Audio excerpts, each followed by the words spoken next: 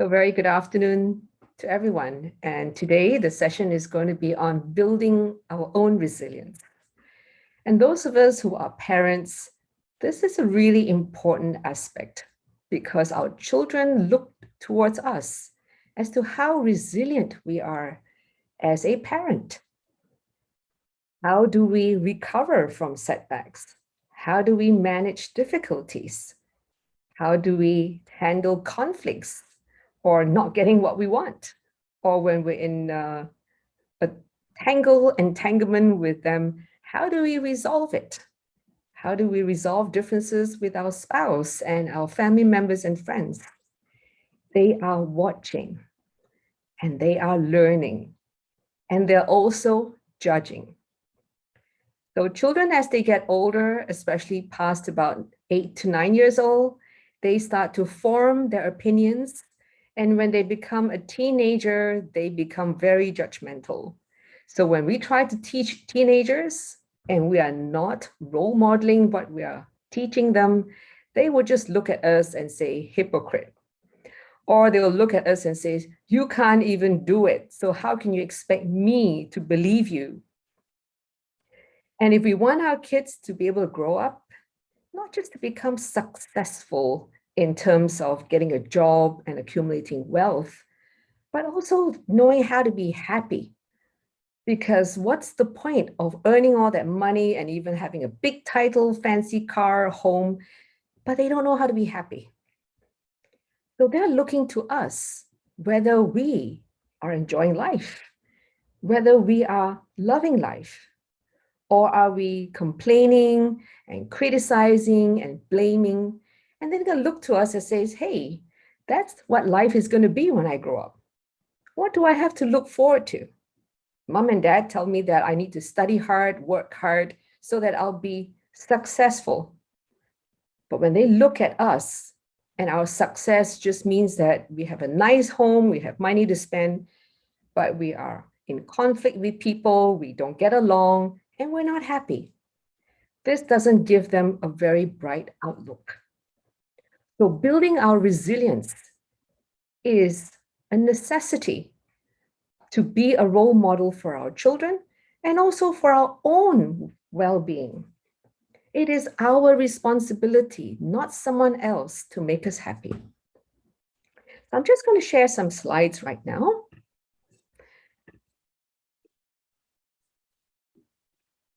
So resilience to me is being happy. Imagine if I don't know how to be happy, how could I possibly even be speaking to you now? How could I even be sharing and teaching what mindfulness is and what it means to have a peace of mind and to be happy in the present moment? Happiness is not going to be something I will find in the future. It's not going to be when I achieve something, when I manage to get certain things, then I'll be happy. Because then my happiness will always be in the future. And then we know, right? When we get what we want, when we achieve something, that happiness seems so transient. So what I have put down is, first of all, we have to take ownership. It's your happiness that you're responsible for. You have to be responsible for your life, the choices you make, responsible for your health and your attitude towards life. These are foundation to you building resilience. Happiness is not about always getting what I want. It is appreciating what I have. So, how much do you appreciate what you have? How much are you always looking out to get something?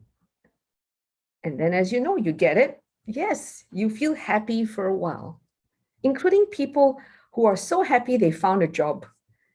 And that happiness seems to dissipate as they work from one week to the next month, and so on. Why? Because they have stopped appreciating that they have the job, that they have a paycheck at the end of the month, that they're able to afford all the things that they need. Instead, the mind goes out looking for faults, looking for the things that are not working in accordance to what they have envisaged. And kindness is respecting my limits. I'm not going to be trying to be a super person. I'm just going to be me and be an expert in being you. Respect your limits of what you can do, what you're capable of, and the energy that you have. This way, you will not feel overly tired. Yeah, it's okay to feel tired. That is normal. That's your body telling you, okay, you're a bit low on energy now. That is a signal for you to take a rest or to slow down. But when you're overly tired, then you feel fatigue. You may even start to feel lethargic and your mood starts to dwindle.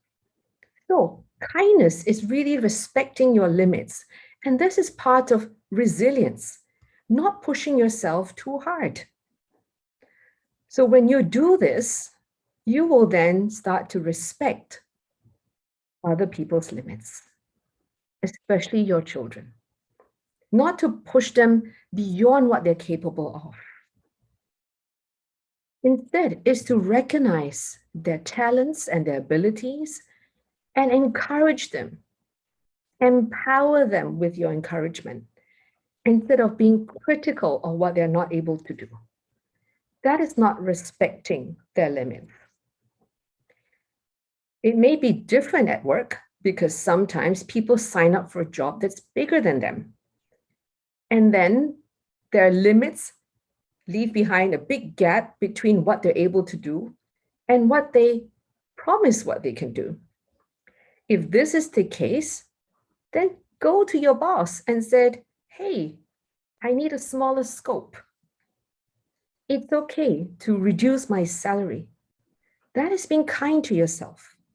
Because the more you're paid, the higher expectation the company has of you. The company means your boss, your colleagues, your subordinates. So respect your limits is a way to create your own happiness, and that's how you become resilient. So positive attitudes includes kindness, self-appreciation, and gratitude. This has to do with perception.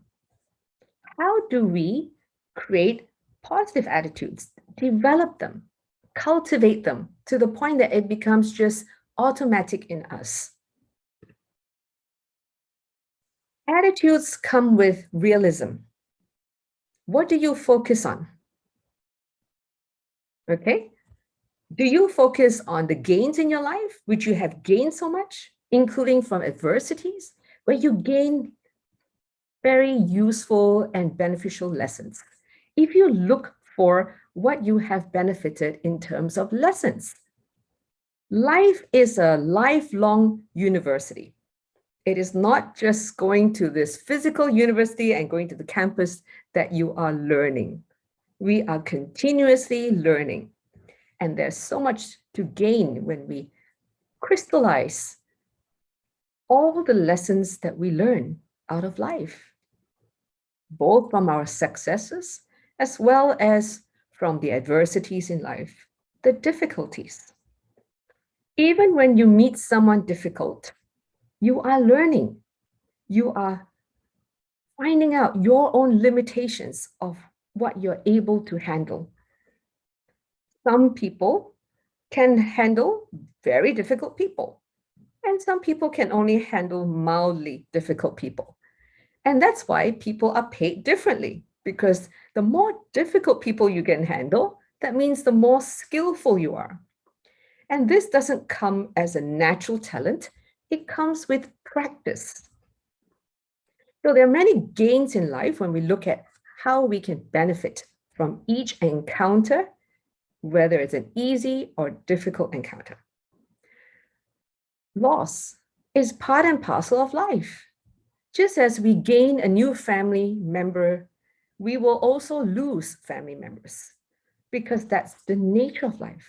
So we can't say we only want babies to be born in families, and we don't want anyone to die. That is just not realistic. We will have to lose people in our life. And the way to reduce the grief is to appreciate them while they're alive. If you are investing in the stock market, you will be gaining in some stocks and you will be losing.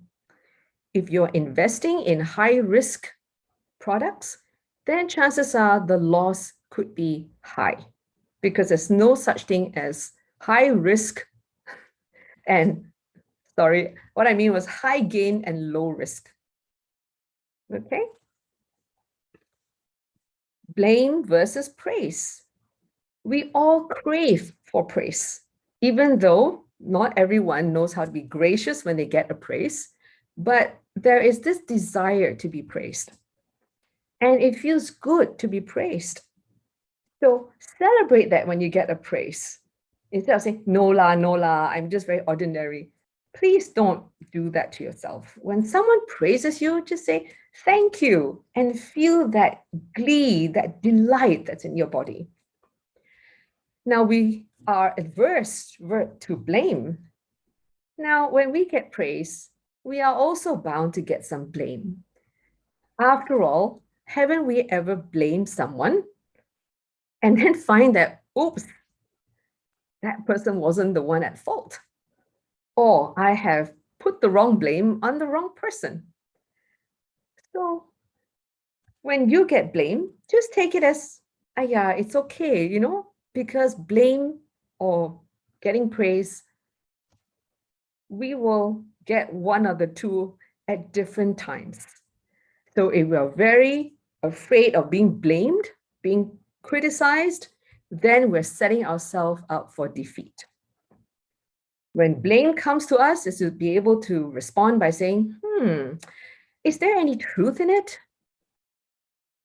If there is, so I need to change the way I respond in future.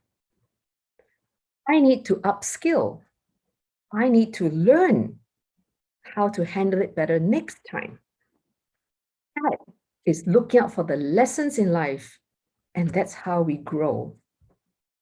So when we do this, our children are watching us, and then they are not averse to blame as well.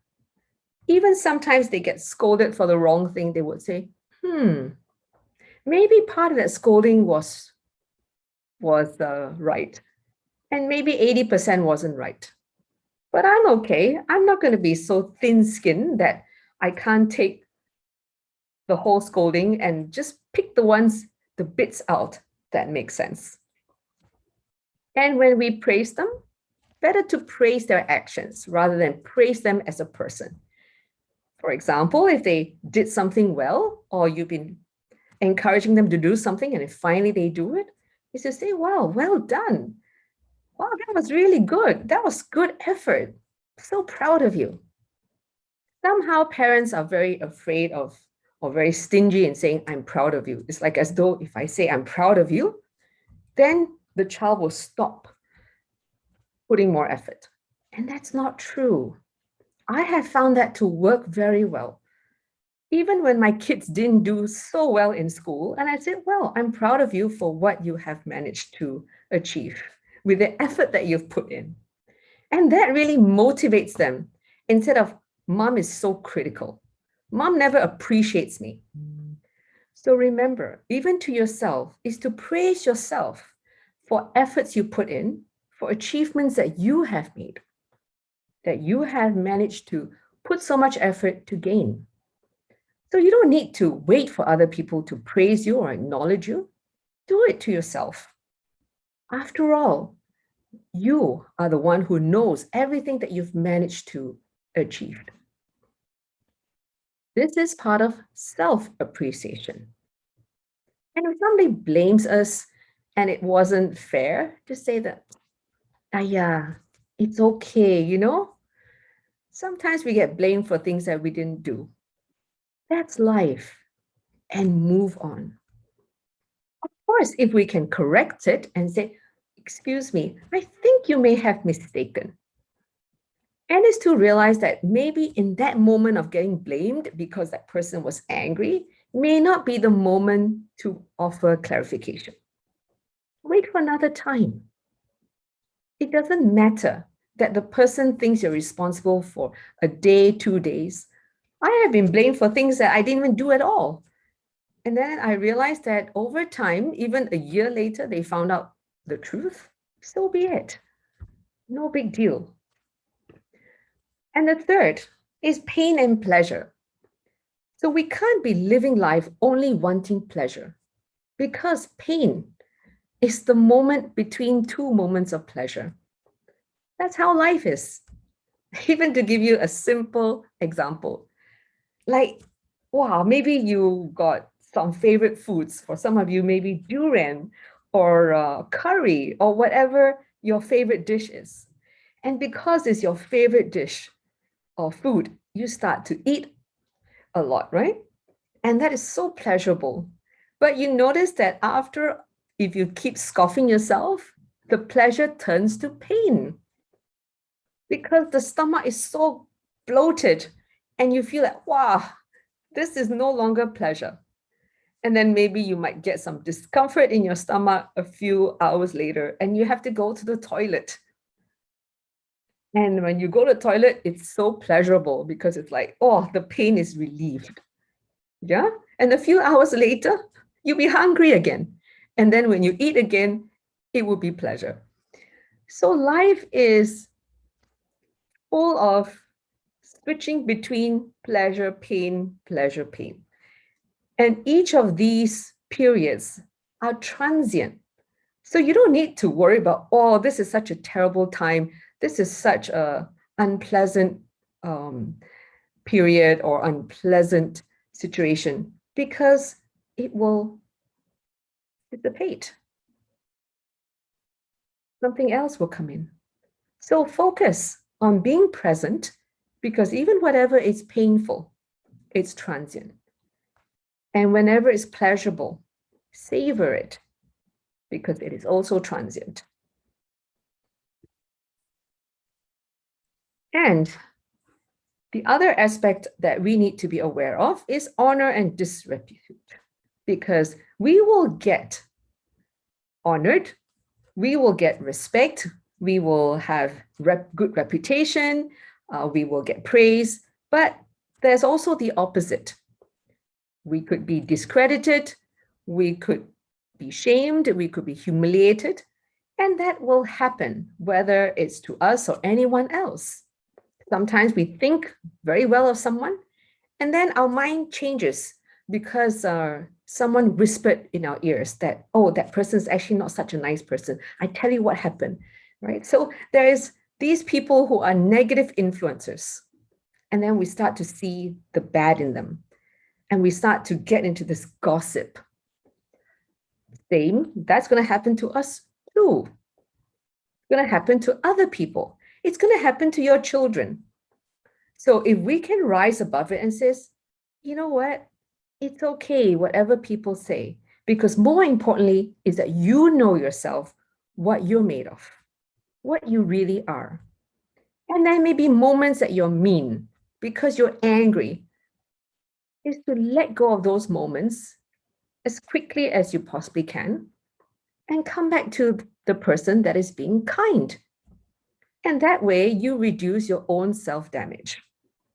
So we can't be perfect because there'll be moments we get into this fight and flight mode because someone aggravated us or provoked us. We can always regain the honor. And there will be moments of disrepute, so be it. And when we regain the honor, it's not to take for granted, but to continue to be diligent and consistent with our actions and words. So when we do this well, our children will be learning from us. This is all part of resilience, not to be afraid and not try to prevent anything that is negative arising, but learning how to transform something negative to positive, a learning lesson each time, and to be able to rise above it. So 3 areas that I like to encourage you in changing your habits is let go of complaining, including letting go of complaining of your spouse, of your kids, of your parents-in-law, whoever in your life. If it comes up in your mind, keep it there because these are thoughts that are transient. They come and they go. Just don't let it out of your lips. Focus on what you can learn from each adversity. And that's how you develop your inner resources and your wisdom. And always focus on options that you have, not on what has happened and going on to blame, but just focus on the options that you have. And you find that your mind starts to get into a habit of focusing on being creative. And that way, this is how you build resilience. So I'm going to stop here to take questions. So I hope that this 20-some minute talk is helpful to you to be reminded of kindness. Being kind to yourself, you will become kinder to others. Appreciating yourself, you will start to appreciate others more. And the last attitude that I mentioned earlier was gratitude. To be grateful of what we have. And that is part of appreciation. Like just being grateful I have these children. They're not perfect. But you know what? I'm not perfect. So if I'm not perfect, how can I have perfect children? This is not a perfect world. So there will be no perfect people. So I'm going to take ownership of my happiness in changing my attitude, in cultivating positive behavior. I'm going to take ownership of my health, that I'm responsible for keeping this body and mind healthy. I'm responsible for my life, and I'm responsible for all the outcomes. Because when I am responsible, I can transform and I am therefore empowered. When I do this, I will become a good role model for my children and the people around me. So I encourage you to consider some of these suggestions for your own development. And this is done very much for me, built on the foundation of mindfulness. Because what mindfulness allows me to be able to do is to have the awareness so that I can do that transformation. Without self-awareness, it's going to be very challenging, if not impossible, because we would just be acting on impulse, urges, and old habits. So now I'm going to take questions from you, and thank you for listening.